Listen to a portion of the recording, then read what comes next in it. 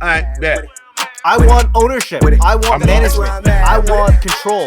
I'll just do it myself. But now, and then there's the kick, right? Now there's the kick, right? Kick it. If you fucking own shit, it becomes a totally different fucking beast, especially as an artist and an entrepreneur. It's fucking because a lot of artists just want to be artists. They want entrepreneur money, but they don't want to take entrepreneur risks. Hours. You get what I'm saying? Entrepreneur hours. Like, you don't understand how this shit works. Oh, you want to get paid like the entrepreneur, but you don't want to do the entrepreneur shit.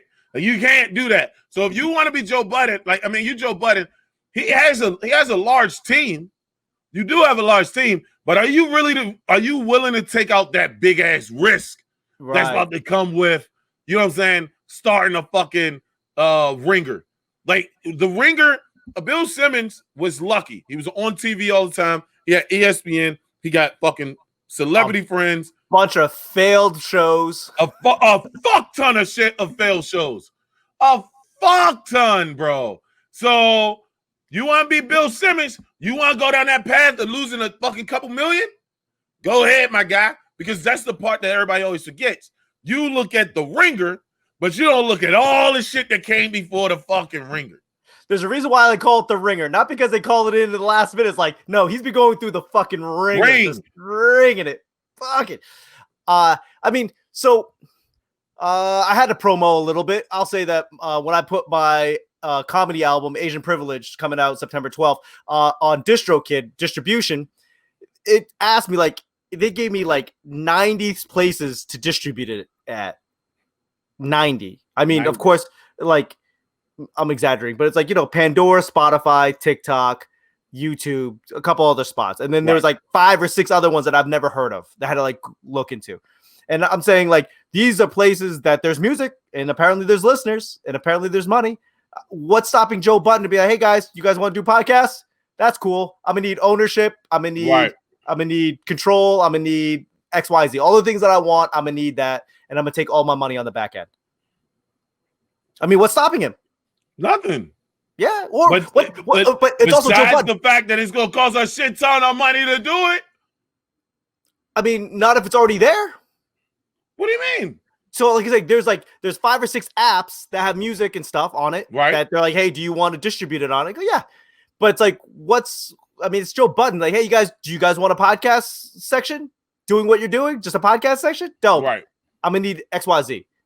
And like, if you look at like Robert Downey Jr., when he did Iron Man, he made like $2 million on the first one. That was his salary. He took money on the backside. He took like home $25 million on just Jack Nicholson and then Joker. Yep. And fucking took 1% of what's the name and fucking made more money than they made 3 times the amount of money they offered him. Yep. So I mean, especially now with this economy, there's a million ways to skin a cat and get paid. What do you want? What do you want? How do you want to win? You want to own ship? There's a way to be owner. I don't know, man. I think I don't know about owning per se when you're that level. Because I don't know, I would, but I don't think it's for everybody, bro. So I don't want to put it out there in such a general context of like, of course, yo, just own that shit, son. But because everybody can't deal with that mental. Like, I never in my life had an anxiety attack until I fucking owned some shit. You know what I'm saying? Like, I didn't even know I suffered from anxiety until I started owning some shit. You know how crazy that is, bro?